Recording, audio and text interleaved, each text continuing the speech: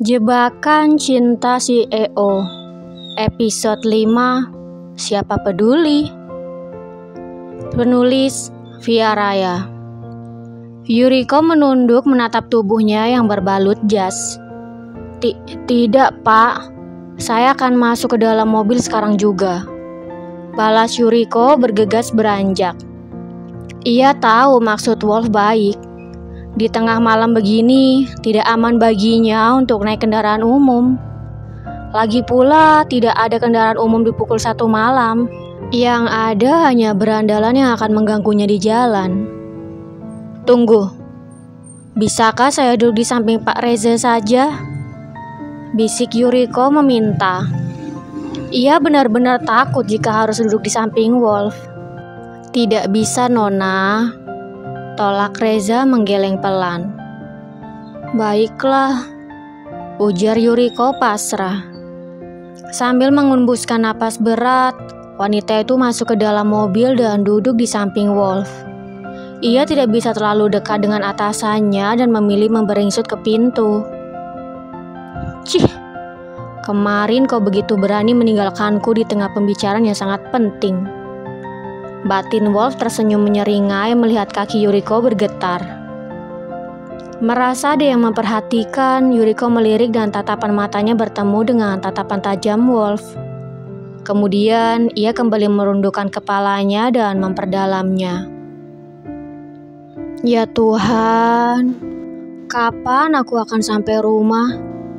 Bisik Yuriko dalam hati. Ia tidak bisa berlama-lama di satu ruangan yang sama dengan pria dingin itu. Apalagi di ruangan yang sempit itu. Rasanya sangat sulit sekedar untuk bernapas. Astaga, iya. Aku bahkan belum menyebutkan alamat rumahku. Tapi kenapa Pak Reza tidak bertanya? Alamat rumah Nona Yuriko di mana? Tadi saya lupa menanyakannya. Alamat Nona Yuriko di mana? Tadi saya lupa menanyakannya. Tanya Reza bertepatan dengan pemikiran wanita itu. Turunkan saya di depan Rumah Sakit International Heaven.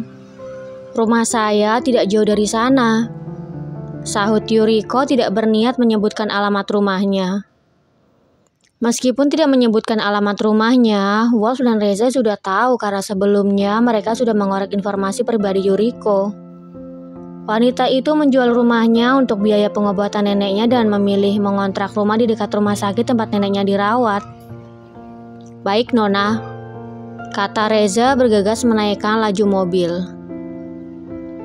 Sepanjang jalan tidak ada yang membuka suara. Wolf duduk santai menatap lurus ke depan.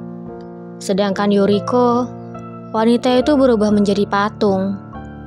Duduk diam seolah tidak bernapas dan memang ia tidak bisa bernapas berada di dekat Wolf sedekat itu. Apalagi mengingat kejadian kemarin di mana pria itu mengajukan perjanjian kontrak pernikahan.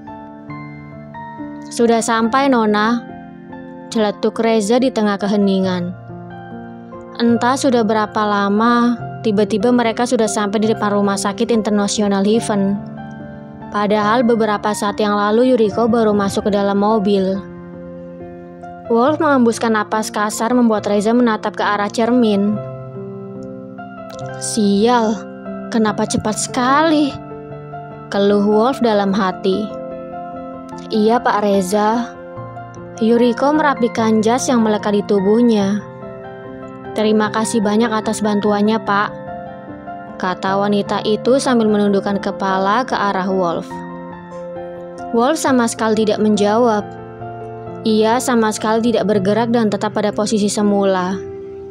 Duduk tegap, melipat tangannya di depan dan melipat kaki. Tatapan matanya lurus ke depan dengan aura dingin yang menyelimuti tubuhnya. Kalau begitu, saya permisi. Sekali lagi terima kasih banyak.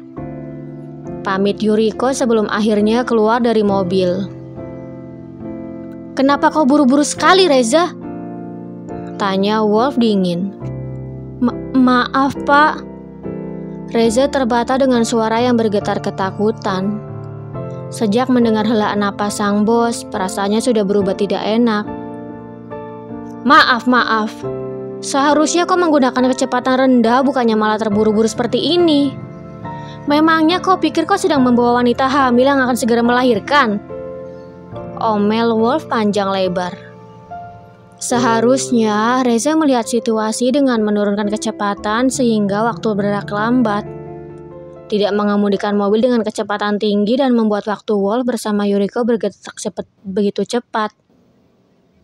Seharusnya pria itu tahu kalau bosnya sedang kasmaran. Maaf pak, saya pikir Nona Yuriko merasa tidak nyaman dalam situasi ini. Jadi saya menaikkan kecepatan agar cepat sampai. Sanggah Reza takut-takut sambil sesekali melirik ke arah spion, menatap pantulan wajah bosnya. Siapa peduli? Harusnya kau tahu kalau aku menyukai situasi ini, ujar Wolf menggebu. Sekali lagi, saya minta maaf pak. Besok pagi Anda bisa memanggil Nona Yuriko ke ruangan Anda dan membahas perjanjian kontrak pernikahan. Balas Reza berusaha memecah kemarahan bosnya. Ia yakin Wolf akan berhenti marah jika membahas masalah perjanjian itu. Baiklah, kali ini aku maafkan dan besok pagi kau bertugas untuk memanggil Yuri ke ruanganku, ujar Wolf dengan api amarah yang meredup. Sejak pertama kali melihat Yuriko di depan lift, Wolf selalu terbayang-bayang wanita itu. Bahkan perasaannya terhadap Teona tiba-tiba musnah begitu saja. Mungkin karena ia sudah benar-benar tidak memiliki harapan. Tentu saja karena wanita itu sudah berkumpul lagi bersama suami dan hidup bahagia. Mengingat soal Teona, sepertinya Wolf tidak ingin menyesal lagi seperti dulu. Ia akan mengutarakan perasaannya pada Yuriko apapun yang terjadi.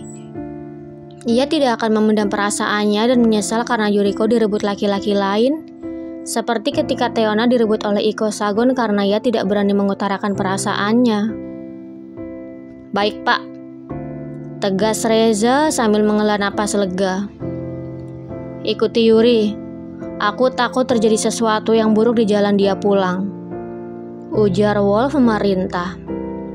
Baik pak, tegas Reza lagi.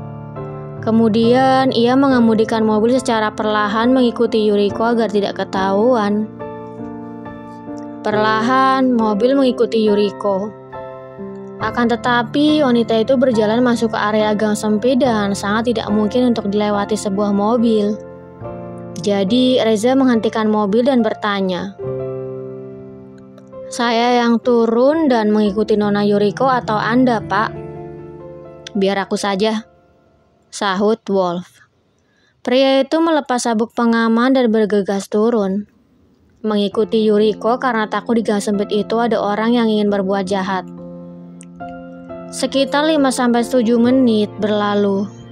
Yuriko sampai di deretan kontrakan 3 petak. Lalu ia mengeluarkan kunci dan tas, membuka pintu dan masuk. Sedangkan Wolf langsung berbalik pergi setelah memastikan Yuriko aman sampai di rumah. Keesokan harinya, Wolf sedang duduk di kursi kerjanya dengan gusar. Ia sudah tidak sabar menunggu Yuriko datang ke ruangannya.